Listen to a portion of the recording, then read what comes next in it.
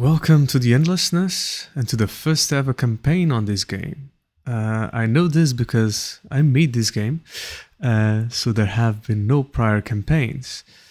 And yeah, so this game is basically the solution to my big problem of not having always people to play D&D with, mostly because people are human and do stuff, which is very annoying. So it's hard to always have a group to play D&D. So I decided to create a place where I can play D&D whenever I want. And for that, I needed to create a DM that's always ready. And that's exactly what I did. So I have a PhD on AI. So that was a fun thing to do. And now I'm testing it out, and I'm gonna test it here, and let's see how it goes. So let's begin with the campaign. I chose Brightvale, which is an adventure me and some friends have been working with, creating this world, especially Enrique, a friend of mine. And so we're gonna explore it, and let's just call it Brightvale. And now let's create a new character. We could upload a character sheet, that's working, but no, let's start from the beginning. Okay, what do I want to be? This is an important decision. Let's be a barbarian. Why not? I can do another one as a wizard to see if the spell thingies are working nicely. And what do we want to be in terms of species? Let's be a dwarf, nothing like a good old barbarian dwarf. And let's say that we were a soldier in the past. I can see that being a thing. And let's let the thing do its thing and choose my standard array. And let's say I want one more on strength and constitution. Who needs dexterity anyways? We're barbarians and dwarfs. Let's make us have... We can choose two, a skill on survival and nature. Let's be weird nature dwarfs. And let's talk... Draconic, Elvish, Giant, Gnomish, Halfling. Halfling is a language? Let's talk Halfling. Who knew? I don't have spells. Makes sense enough. And let's be chaotic neutral, because that sounds the most fun that we can be. Ooh, a name. Let's call myself Belathor. That has a nice ring to it. Okay. This all sounds good. I'm not gonna review this, obviously. Okay. The adventure is beginning. So we have all of the info regarding Belathor here on the left side, combat thing on the right side, which has obviously nothing for obvious reasons, and the dungeon master is thinking and warming tea for a long scene. Let's see what comes up of this.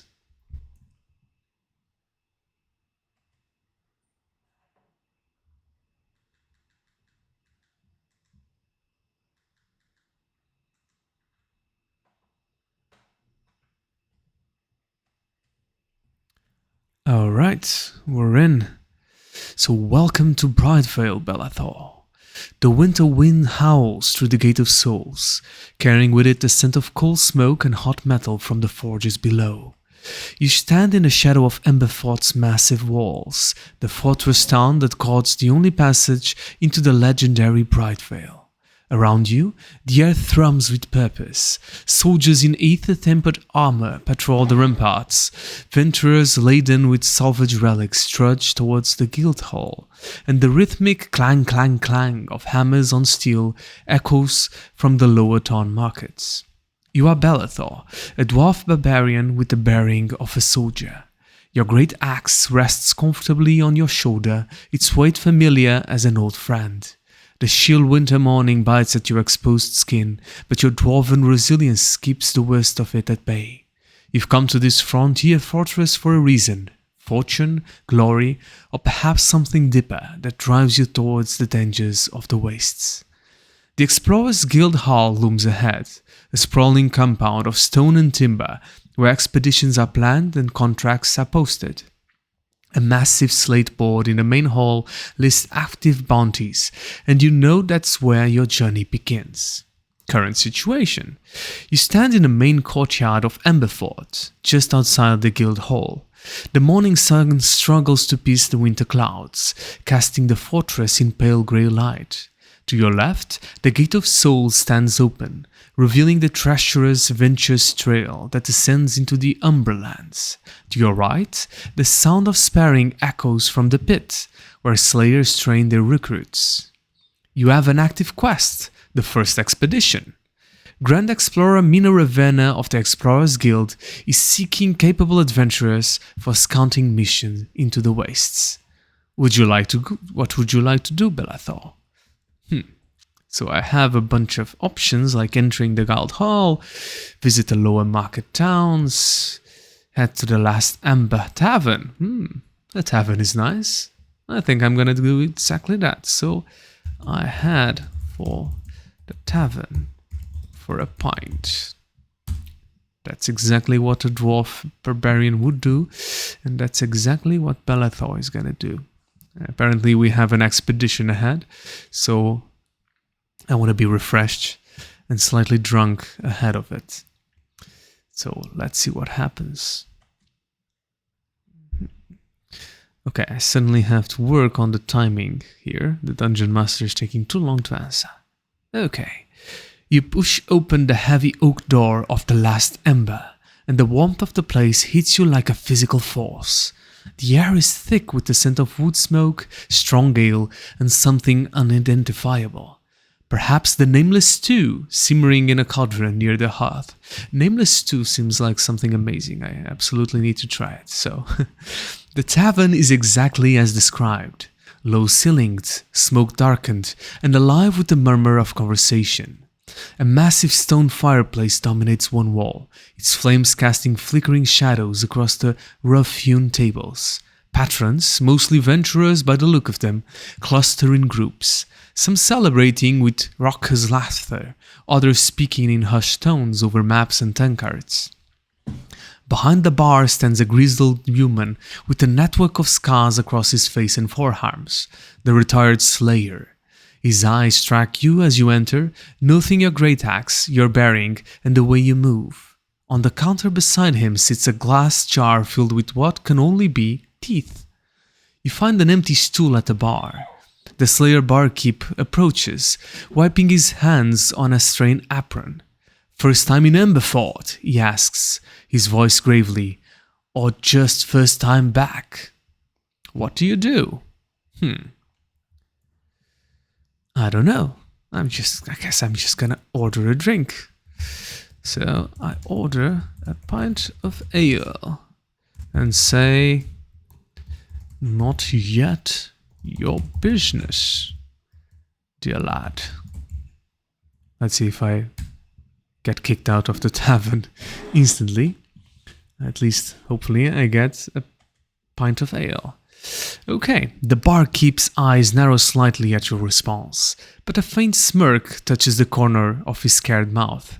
"Fair enough," he grunts, reaching for a heavy clay tankard. He draws a dark, foamy ale from a tapped barrel behind him and slides it across the polished wood counter. The liquid smells of roasted barley and something earthy, strong, just as promised. "2 coppers," he says, his gaze still fixed on you. "Or you can pay in stories. Some do. Well, you're gonna go out of business if you accept stories as payment." As you take your first sip, the ale is indeed potent, with a bitter finish that warms your throat. You scan the room. At a nearby table, 3 humans in worn leather armor are arguing over a map, their voices low but intense. One of them keeps glancing towards the door as if expecting someone. In a shadowed corner, a lone figure in a hooded cloak nurses a drink, their faces obscured. Near the fireplace, a group of dwarfs, miners by the look of their gear, are singing a drinking song in Dwarvish, their voices rough but cheerful. The jar of teeth on the counter catches the firelight, gleaming dully. There must be 24 at least, some yellowed with age, others startlingly white. Okay, I'm gonna start asking what the hell's with the teeth. So, What's with the teeth jar? Let's see if he answers. And then I'm curious about the group of dwarves.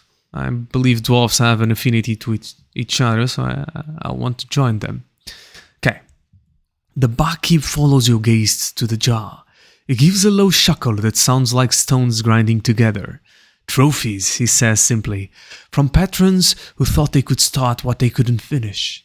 He leans forward, resting his scarred forearms on the bar. See that big one there, second from the left? Belonged to a half-orc mercenary who tried to cheat at dice. The little pointed one next to it, elf. Though his fancy swordplay made him invisible.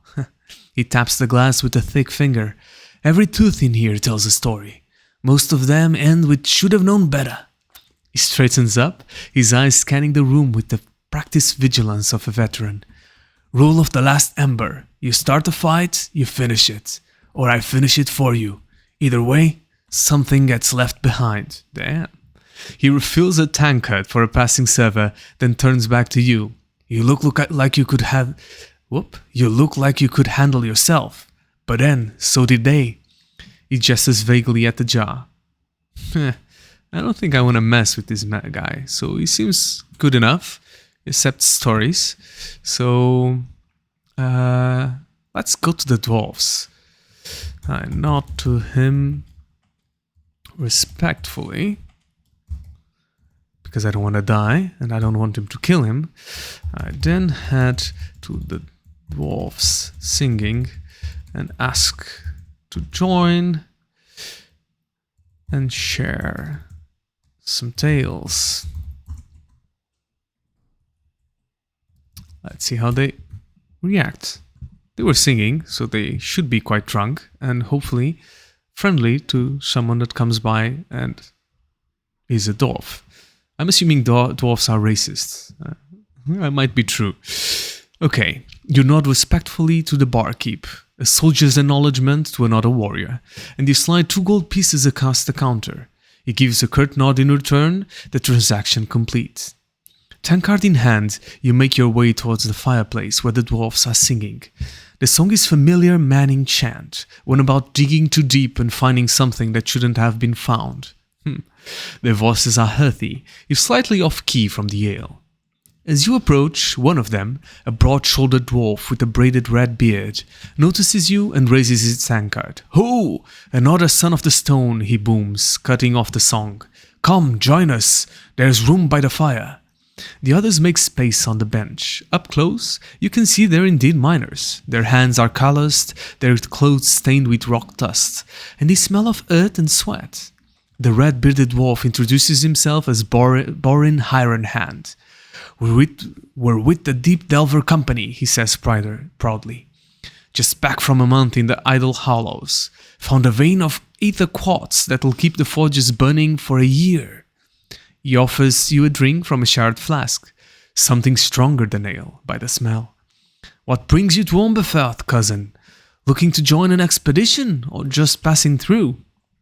I'm gonna answer. Yeah, they are really nice. Okay, so first, I drink from the offered ale. Then I answer, I'm joining an expedition. Any advice? They seem wise, and they like me, so all is good. Let me check if the gold lowered. Where is my gold? Gold pieces? 12. I think I started with 14, so this is working. Right? Right. Alright. You take a pull from the offered flask. It's woven spirits, strong enough to make your eyes water and warm your belly. Borin grins approvingly as you hand it back. Joining an expedition, eh? Borin says, his expression turning more seriously. The other miners lean in, their cheerful mood sobering. Which one? The gal's got half a dozen heading out this week. He takes a drink himself, then wipes his mouth with the back of his hand. Advice? Aye, I've got advice. First, trust your gear. If your rope looks frayed, replace it. If your armor's got a weak spot, fix it. The wastes don't forgive mistakes. One of the other miners, a young dwarf with a missing front tooth, chimes in. Watch for umbraflux. You know it when you see it. The air shimmers violet, like heat haze, but wrong. Gets in your head if you're not careful. Huh. This doesn't sound very good. Boren nods. Don't trust anything that looks too good to be true. Old world ruins are full of traps and tricks. That shiny bauble, I don't even know what that is, might be cursed, or might be a trigger for a ceiling collapse. He leans closer, lowering his voice. We heard about a scouting party that went missing last week. Supposed to be checking the approaches to Eldenbarrow. 3 experienced venturers just vanished. No sign of struggle, no messages. The Ember Guard's calling it bad luck, but he trails off, glancing around. I'm curious, but what is in your mind, brother? Trying to blend in, trying to make friends. I'm gonna have dwarven friends. We're gonna play songs. Boren glances around the tavern again, his eyes narrowing.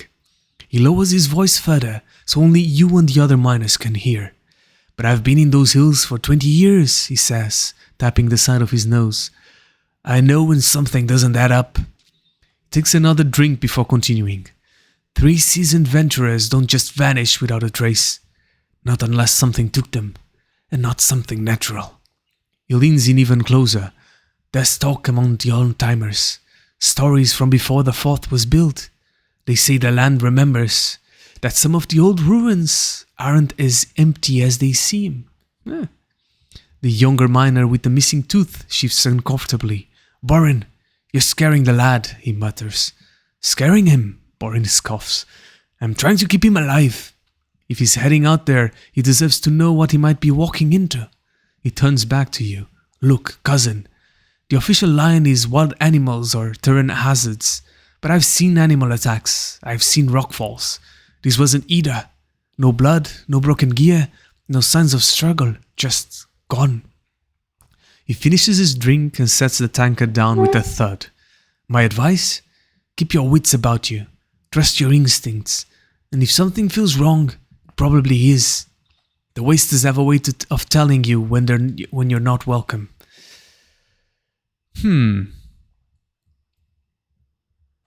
I think I need to question this further.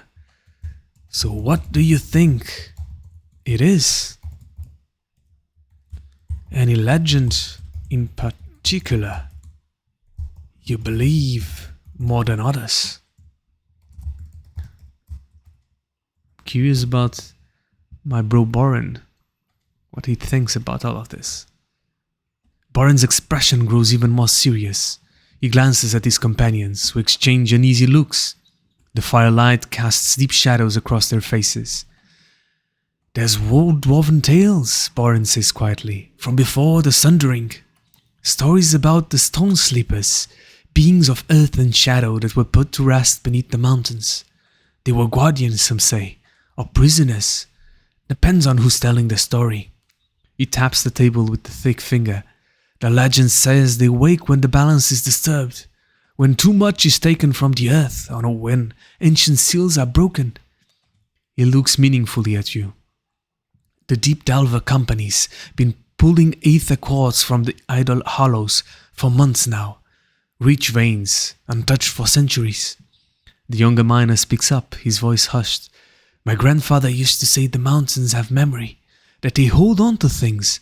Not just ore and gems, but memories, spirits, echoes of what came before.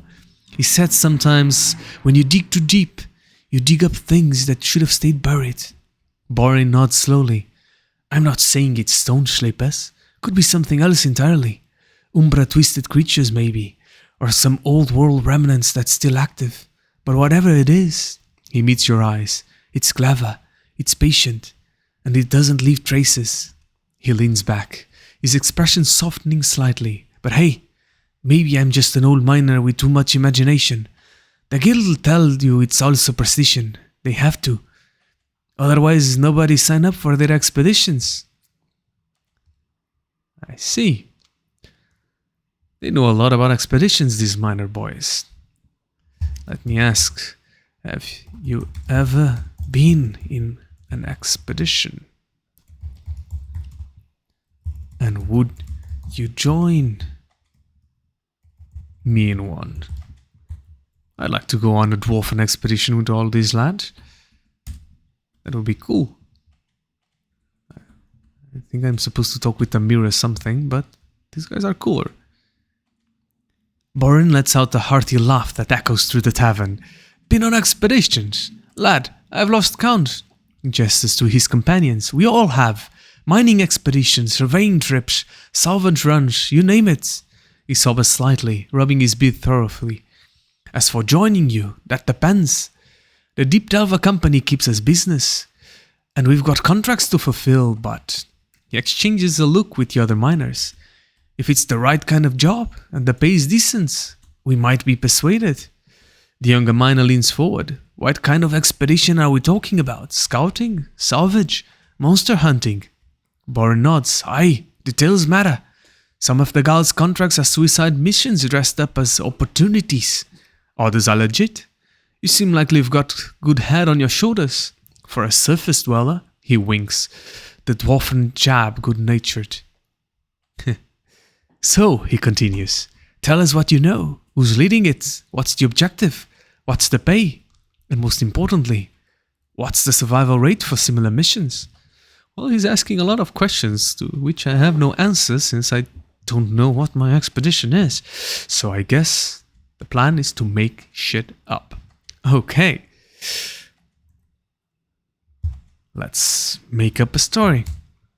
I'm running an expedition myself. That sounds convincing. A dwarven only expedition to explore exactly where things are missing and to find out what is taking out explorers. Not sure if this is a good idea. Seems a bit dangerous, but let's go with the flow. If it's not a good idea, I trust my dwarfen lads to say, please don't. So, what do you think, cousins? They call me cousin. Let's stop calling them brothers and call them cousins. Like a social chameleon kind of thing here. Let's see. Borin's eyes widen as he exchanges a long, meaningful look with his companions. The tavern's noises seem to fade around your table as the miners consider your words. A dwarfen-only expedition, Borin repeats slowly, his voice dropping to a near whisper. To investigate the disappearances. He strokes his red beard thoroughly. That's bold and dangerous. I thought so. The younger miner leans in, his expression eager. You mean like a proper warband? Not just another guild contract? Borin holds up a hand, silencing him. Hold on, cousin. Let's think this through. He fixes you with a steady gaze. First, resources. An expedition needs supplies, transport, permits from the Imber Guards. That costs gold. Second, expertise. You'll need scouts, someone who knows the terrain, someone who can read old world ruins. Third, backing. Going against the guild's official story could get you blacklisted. Well, there's a guild's official story. What is this? Some deep state thing? I like this. He takes a deep breath, but he looks at his companions again, and you see something like excitement in their eyes. But if you're serious about this, if you're not just talking tavern talk, then you might be onto something. The guard's too cautious. The Ember Guard's too bureaucratic. Sometimes you need dwarves to handle dwarven business. I knew I could get in this dwarven thingy thing. He leans forward, his voice intense. If you're putting up together a proper expedition, not some half-assed scavenger hunt, then count me interested. And I know a few others who might be too, veterans who don't trust the guild's pretty stories. He extends a calloused hand. But I need to know you're serious. This isn't drinking game. People could die. I'm very serious. I like your enthusiasm. I'm deadly serious. And I trust you lads with my life.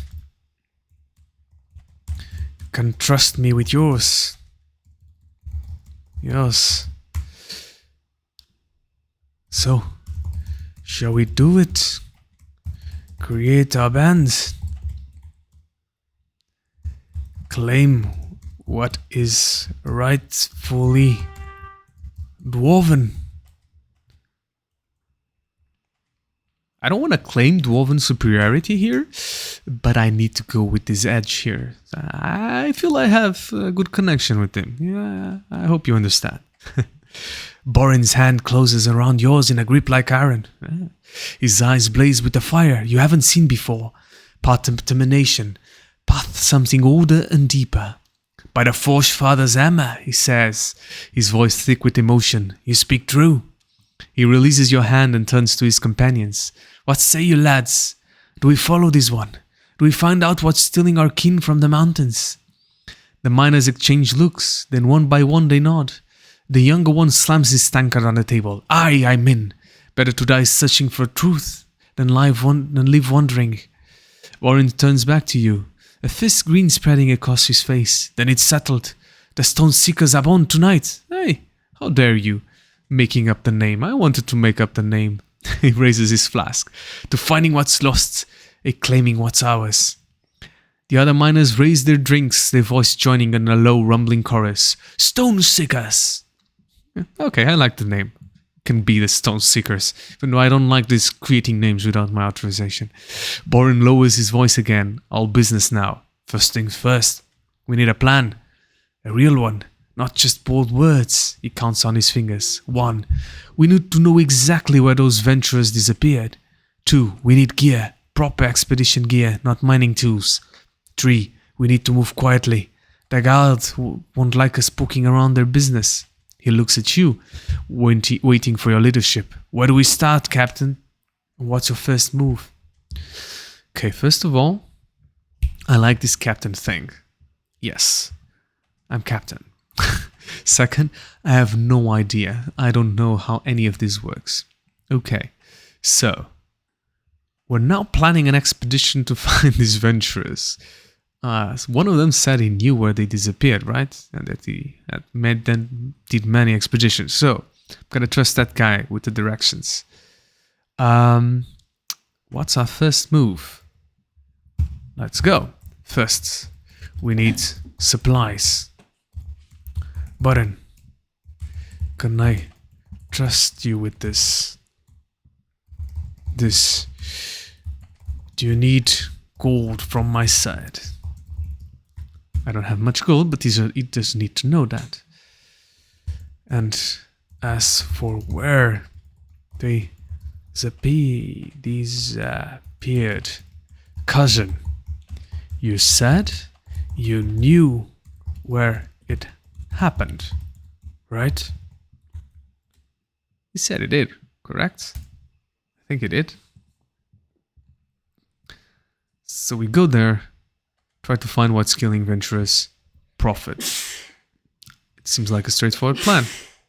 Borin nods, his expression turning serious and professional. I can handle supplies. I know every merchant in Endlessness who won't ask too many questions. He rubs his shin, thoughtfully. As for gold, we've got some between us, but expedition gear isn't cheap. Good rope, climbing gear, cold weather provisions, healing salves. He looks at you expectantly. And yes, I know roughly where they disappeared.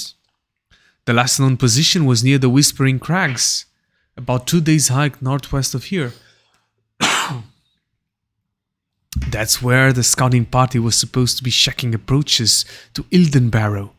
He lowers his voice. But here's the thing. The last camp was found intact. Bedrolls laid out, cook fire cold but not disturbed, gear all in a place. Like they just walked away in the middle of the night. The younger miner shivers despite the fire's warmth. No sign of struggle, no blood, just gone. Borin meets your eyes. So, Captain, how much gold can you spare for supplies? And you want me to handle the purchasing? Or do you want to come along? I trust this man. I can give him my gold, my 12 gold pieces. But maybe not give them all the gold pieces. Okay.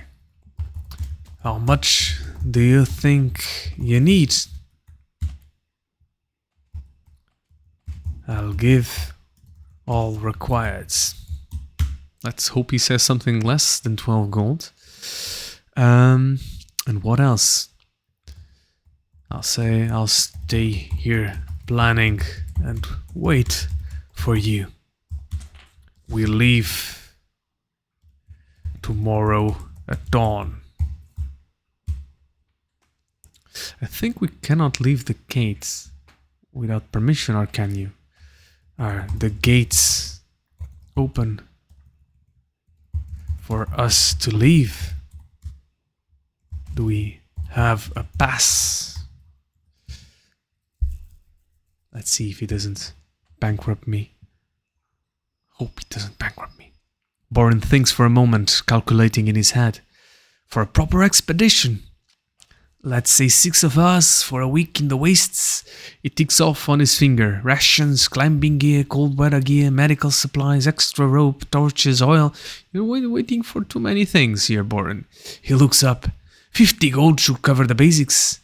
More if we want quality gear, but we can make do with solid, dependable stuff. Ha. 50 gold, you say? It's gonna be a problem. He leans in. As for the gates, down the porch is smart. The east gate opens at first light for supply caravans and expedition. We'll need a travel pass from the Ember Guard. Standard procedure for anyone leaving the fourth one more than a day. He grimaces slightly. The pass requires stating your destination and purpose. We could say we're mining survey team, headed to the Idle Hollows. That's plausible. And I've got the Delvis Company papers that could back it up.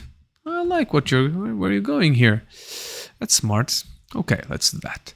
He looks at you, waiting for confirmation. So, 50 gold for supplies, and I'll handle the pass paperwork with the Ember Guard tonight. We meet here at dawn, gear packed and ready. Sounds like a plan, Captain. Yeah. Now it's the moment to test my AI. The AI is saying that I only have 12 guild pieces right now, right? What do I do? How many are we? He's saying 6. Okay. I can't cover all those expenses. Dwarven codes. Let's make this up and see if it sticks.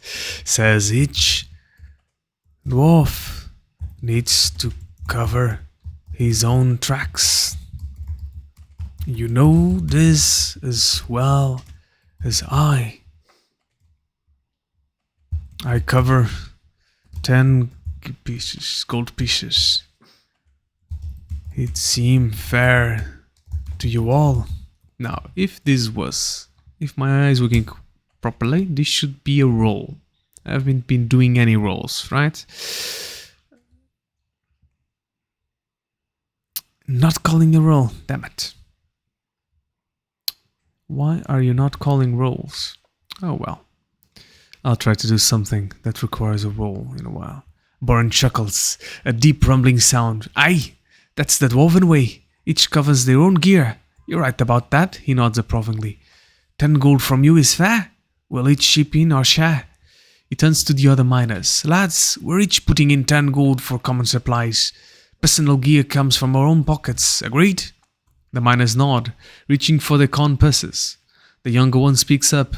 I've got some climbing gear from my last survey. Rope's still good. Good, Boren says. I'll handle the purchasing tonight. Meet back here at dawn with your personal packs ready. He looks at you. Captain, you handle the travel pass with the Ember Guard. They might ask fewer questions of a newcomer than a known miner like me.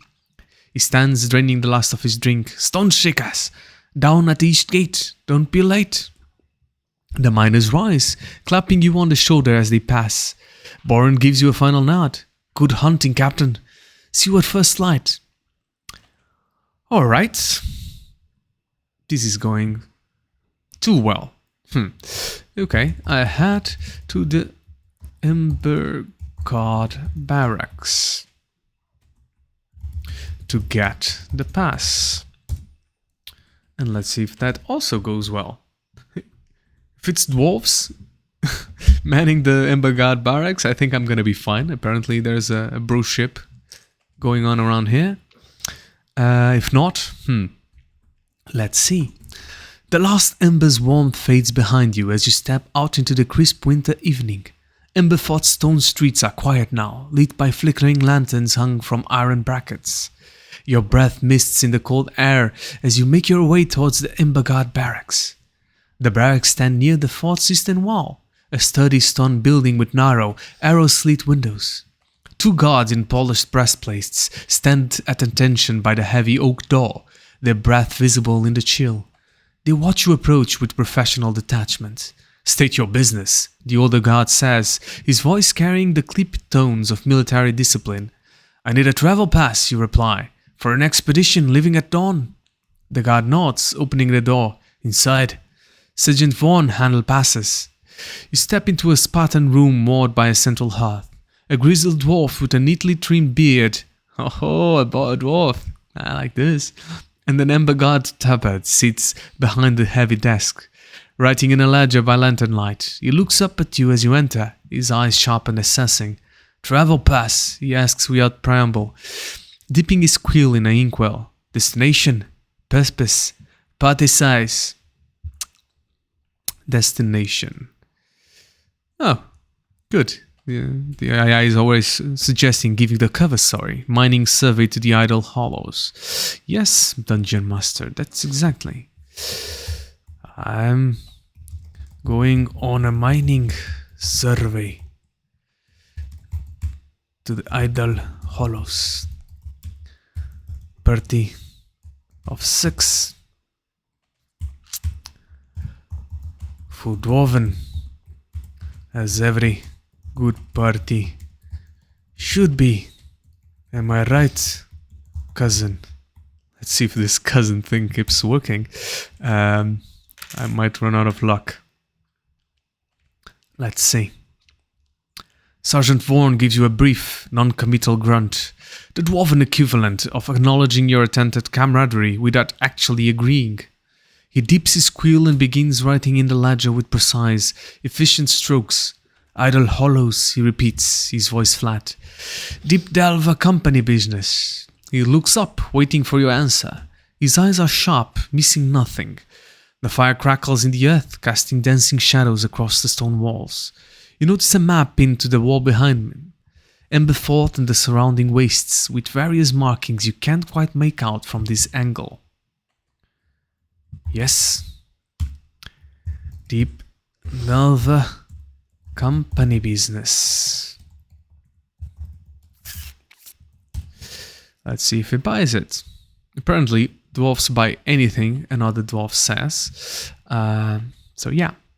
Sergeant Vaughan nods, scribbling in his ledger. Deep Delver Company, party of 6, destination Idle Hollows. He reaches for a wax seal and blank parchment form. Duration? He looks up, expression natural but his eyes still sharp.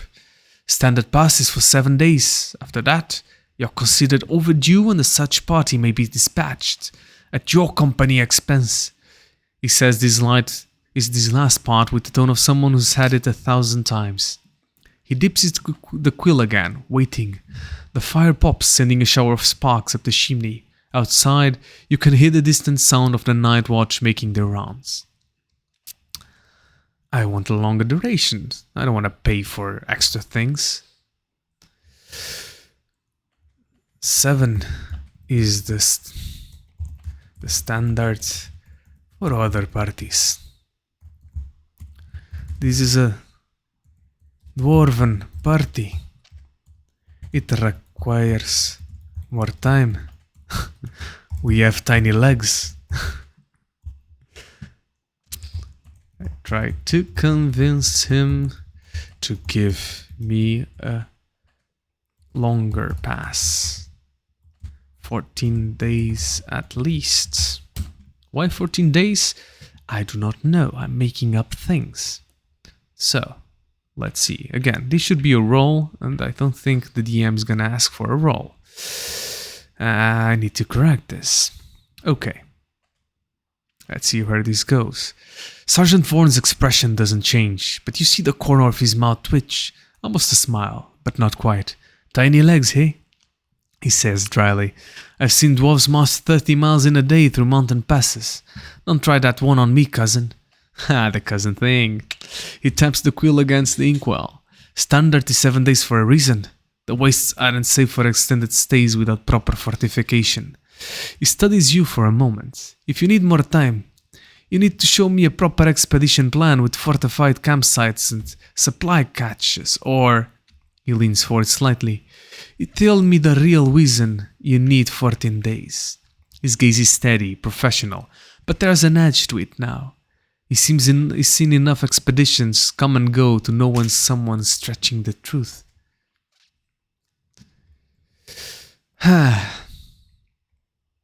Okay. I don't want to say the truth. I know he's a dwarf. We have the camaraderie of dwarfs. We're all friends. We all love each other. But I think he's gonna get me into trouble. So how can I convince him otherwise? I only have 2 gold pieces, and oh, the DM did a good job. It removed the 10 pieces that the other dwarf took from me. Maybe to run away and never return. I'm too trustworthy, am I not? I trusted the dwarfs and gave them free gold. That's why they accepted everything. They just took my gold, went away, went to buy ale, never gonna see them again. And they're gonna just go mining again in their business. Okay, no, let's trust my cousins. They're my cousins, I trust them with my life. Okay, but this cousin here, not buying my tale.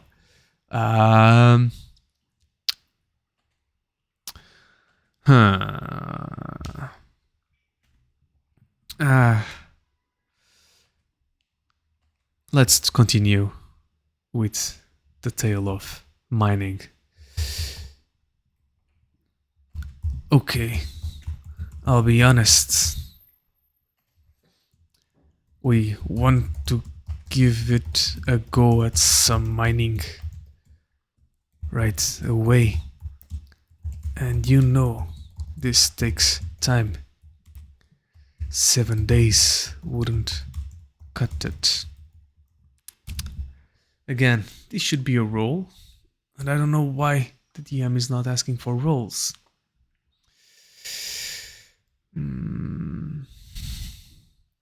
Sergeant Vaughn sets down his quill and leans back in his chair, folding his arm across his chest. The leather of his armor creaks softly. Mining, he repeats, his tone flat.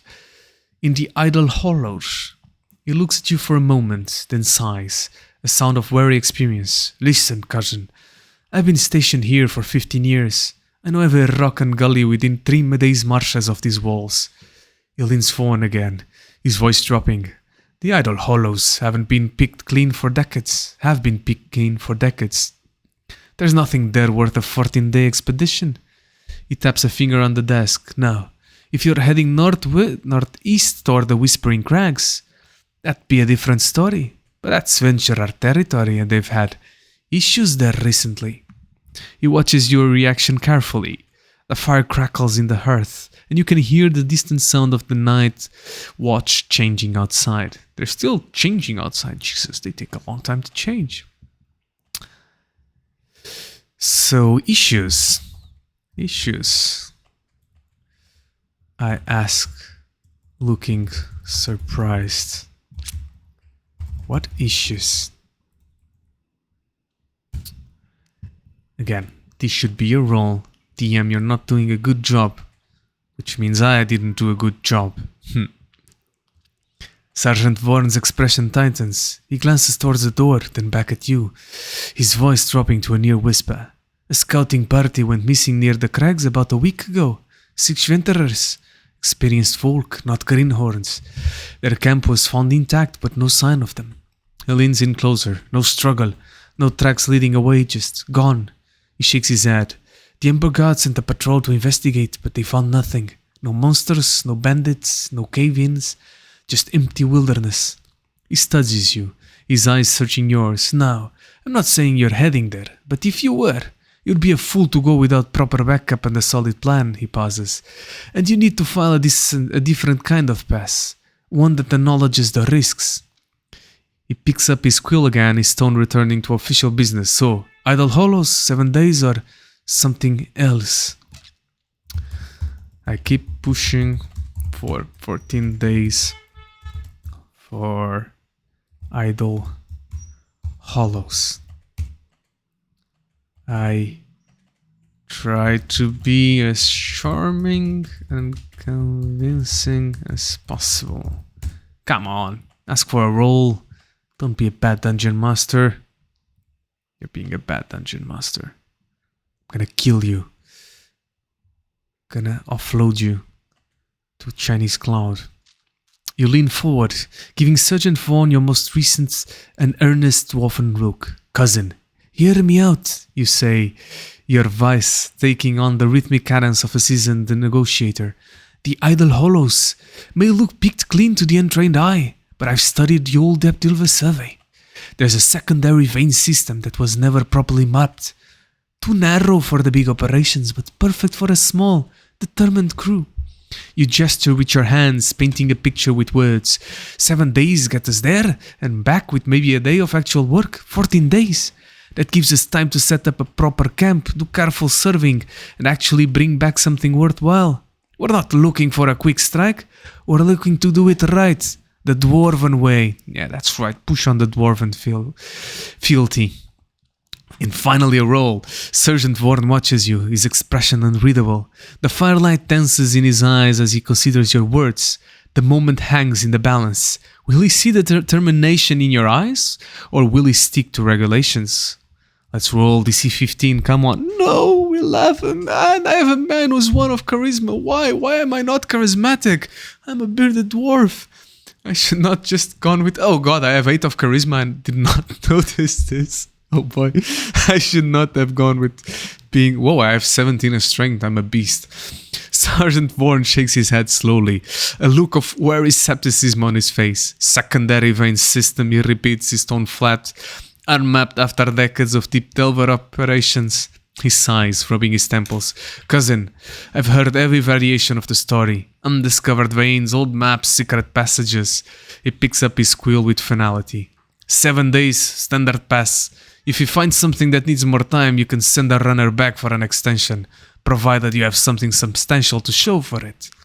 He begins writing on the parchment form, his movements brisk and efficient. Sign here. He slides the form across the desk along with a small pot of ink and a quill. The pass grants permission for 6 dwarfs to travel to Idle Hollows for 7 days, departing at dawn tomorrow. He looks up at you, his expression softening slightly. Be careful out there. The wastes have been restless lately. More than just the missing venturers. He doesn't elaborate, but the warning hangs in the air. I take the pass and go. Apparently, I don't have any charisma. I do have 4 javelins, but no. Okay, no charisma. Let's not try to kill. He's a dwarf. We have camaraderie. He's a cousin, okay? So, the cousin said no. I'll take the pass and go. Rest and get ready for the expedition tomorrow. And I don't know how to write tomorrow. Tomorrow. Okay, so I got the pass. Dwarves stole my money. Hopefully they return. And tomorrow we go on expedition to the place where they've been killing venturers, which seems like the safest place I could possibly go to. And with all of this, I will accomplish... I don't really know yet what the hell I'm gonna accomplish. But yeah, at least I'm gonna explore things. I'm gonna hang out with my cousin pals, the dwarves. We're gonna sing along, make up songs, drink. I need to take some ale. You sign the parchment with a practiced hand, the ink drying quickly in the warm room.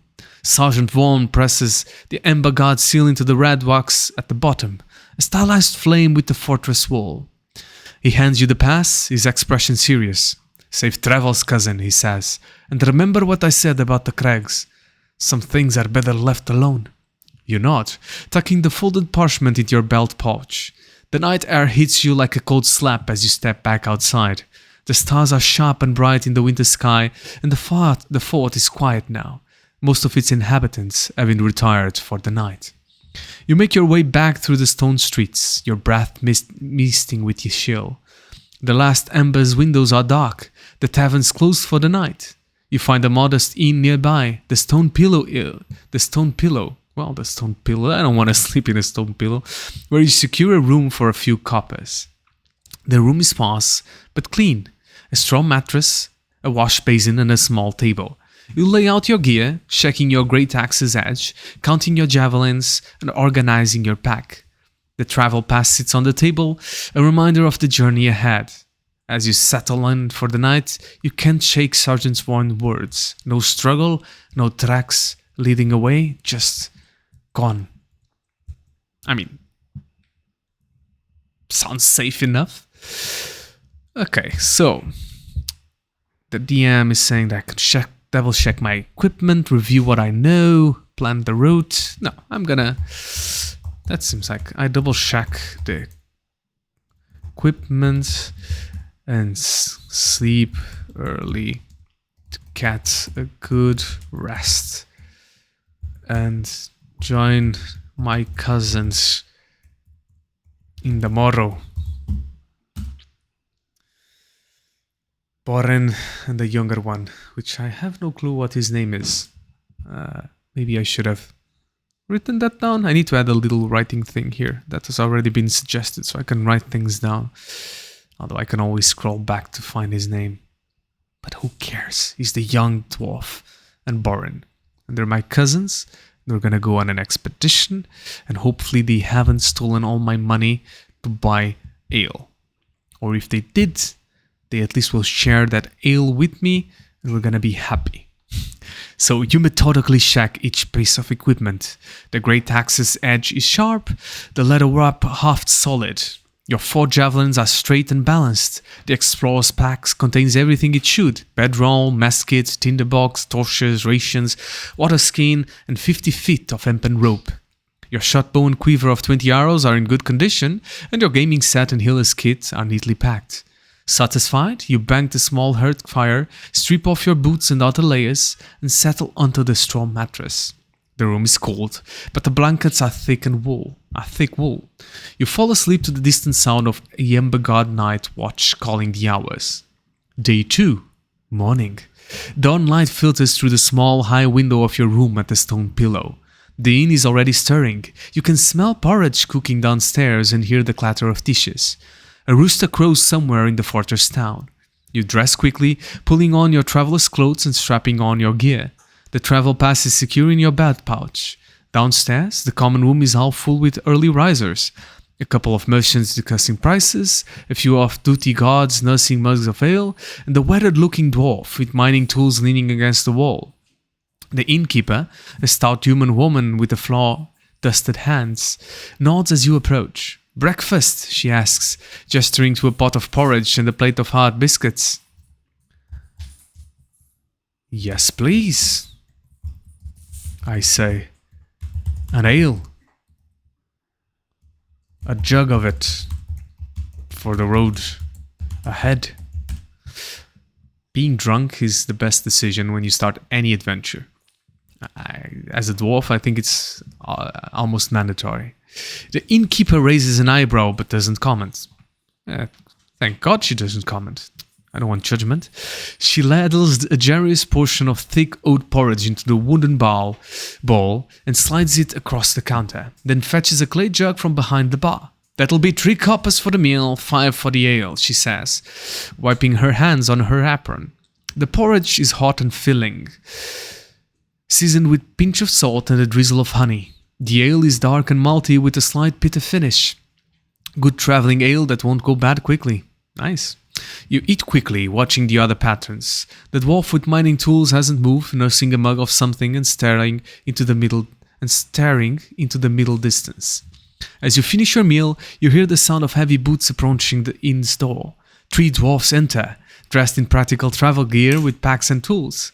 They look around the common room, their eyes scanning the faces. One of them, a broad-shouldered dwarf with a braided red beard. "Oh, I know this," spots you and gives you a slight nod. "Belathor," he asks, his voice a low rumble. "Borin sent us. Said you had the pass." The other 2 dwarfs stand behind him, looking competent and ready. One carries a heavy pickaxe, the other has a crossbow slung across his back. I do, I say. Shall we head out, cousins? Or do you join me for breakfast? I'm gonna have to pay them breakfast if they decide to join, won't I? They're gonna eat like the entire thing. The red-bearded dwarf shakes his head. We've eaten. The sooner we're on the trail, the better. He gestures to his companions. This is Crag, he said, indicating the dwarf with the pickaxe, a solid, silent type, with arms like tree trunks. And Durn, he adds, nodding to the crossbow wielder, who has sharp eyes and a watchful demeanor. I'm Thrain. He looks you over, taking in your gear. Borin said you know the way to the Hollows. I have no fucking clue what's the way to the Hollows. We're here for the work. Mining survey, he said. There's a slight questioning tone in his voice, as if he suspects there might be more to it. Oh, they don't know the plan. You pay the innkeeper your 8 coppers, tuck the ale jug into your pack, and step outside with the 3 dwarves. The morning air is crisp, and the fortress town is coming to life. Smoke rises from the chimneys, and the sound of blacksmith's hammers echo from the armory district. The Gate of Souls looms ahead, the massive fortified gate that leads from Emberfort down into the umber-choked wastes. Guards are checking passes and cargo, and the small line of travelers fall. I look for... what's his name? Boren, right? For Boren. I need to find him. But it's weird, they don't know what we're up to? You scan the area around the gate, looking for Boren Ironhand. The deep delver miner who helped you yesterday isn't immediately visible among the travelers and guards. The line at the gate is growing, a mix of venturers in leather and chain, merchants with laden mules, and a few pilgrims heading to the shrines along the safer trails. Thrain notices you searching look. Boren's back at the deep delver's compound, he says. Final preparations for their own expedition. He said to meet him at the Hollows if we find anything worth reporting. He shifts his pack on his shoulders. He also said, Thrain lowers his voice, that if we happen to wander northeast towards the crags, to keep our eyes open. But that's not on the pass. The implication hangs in the air. These dwarfs know this might be more than a simple mining survey. Hey, but Boren isn't coming? That's weird. Why isn't Boren coming? I ask that. I ask, why is Boren not coming?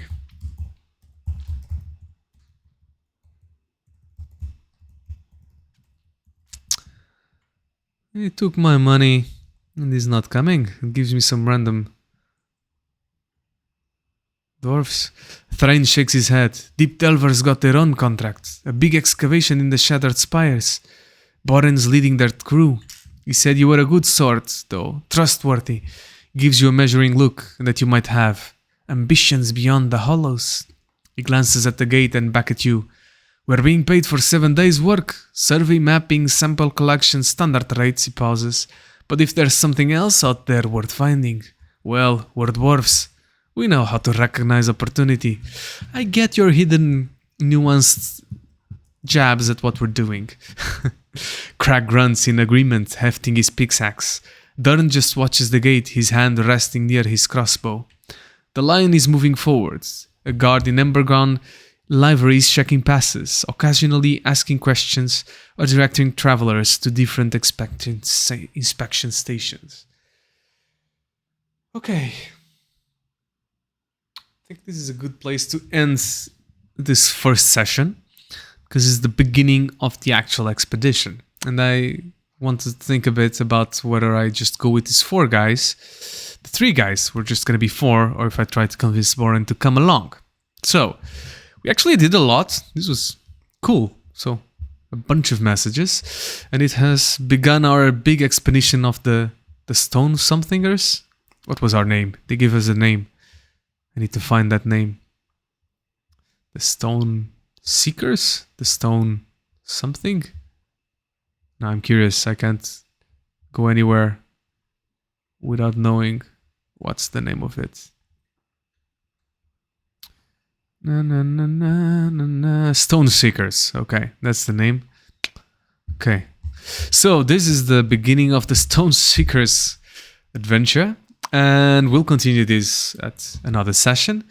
And yeah, thanks for joining as I test the Endlessness, and I do think that some of the things I did here should have been rolls. We did have a skill shed of persuasion here, but I think I'm glad they weren't rolls because I have 8 charisma, so I would have failed them all and would not have this nice party of dwarfs to join me on the expedition. We didn't have any combat, but luckily next session we will. We'll see if that is working nicely. And yeah, follow along. I'll keep exploring this. We'll go in continue this expedition. I'll start some other campaigns as well to test wizards and all spell-related things that I'm not being able to test with the barbarian.